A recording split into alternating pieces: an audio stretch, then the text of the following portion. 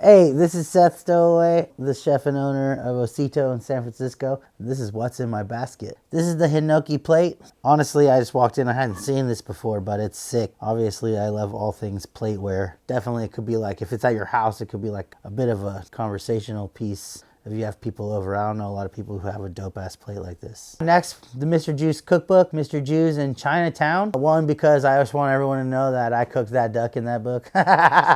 And also, Brandon has been a huge influence in my life and my cooking, and so it just has always felt like being there and seeing the book come together and then watching, people's reactions to it. It just feels like something super important. There weren't that many places telling the story of Chinese American food, and it was cool watching Brandon kind of bring that into the new age of cooking. Next, I picked the Greenfield Gyoto. Okay, like sometimes you want your friends to do cool shit, and you support them. Like if you play in a band, and you're like, oh man, I hope my friend's band doesn't suck, because then you can't tell them their band is good. So sometimes you think that's gonna maybe happen, but that's not the case with this knife. This knife is sick. So I'm glad that I get to say confidently that my friends made a sick knife. I love the handle. It's interesting. Like I didn't think I was gonna love it because of the boxiness, but actually the way it works with your hand, it's really cool, and I really enjoy it. The whole knife, it's a really great work knife, and it's got that balance of like it feels sturdy enough to kind of bang it around in the kitchen, but it's also pretty, so you feel cool when you're using it, and you don't get both of those that often, I feel. So we have the Mahoney's finishes, and then we have the Lancaster.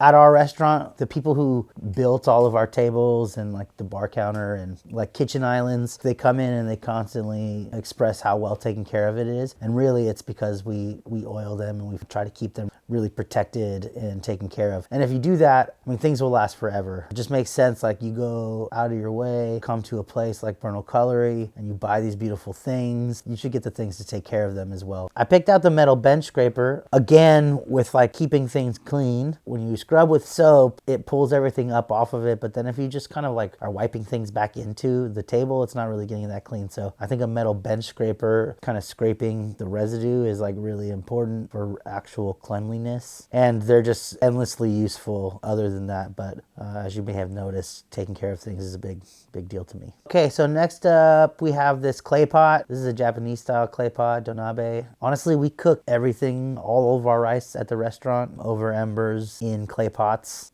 I don't think there's been a better vessel made to cook rice perfectly. Like we literally just fan coals, put the clay pot down there, and it cooks it perfectly every time. And so yeah, if you like rice, you cook it at home or wherever you cook it, I think this is kind of the way to go. Yeah, so next I picked out this petty. It's 105 millimeter. This is a Hitohira. Yeah, I just think that these knives are like perfect for so much. It's interesting because they must be my favorite knives because they're the only knives I don't give away. I have a tendency to give my knives away to cooks, but I've had one of these for probably 10 years now, maybe even 11 years now.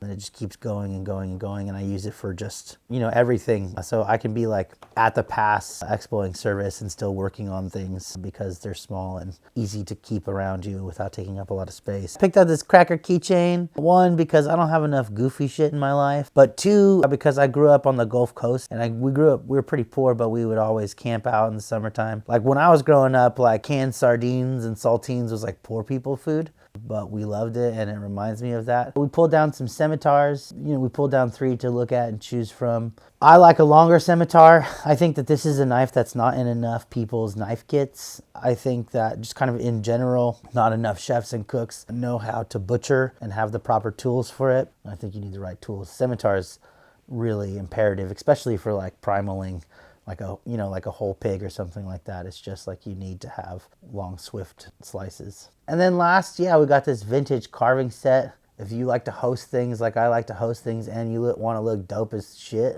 you need to get one of these shits. Sorry, am I allowed to say shits? Yes. You need to get one of these shits because, people are going to be like, damn, this fool knows how to throw a party. Hey, Seth Stowaway from Osito in San Francisco, and this is what's in my basket. Thanks for watching. Come to the mission, eat good food, buy dope knives. Fuck, I don't know what else to say, man.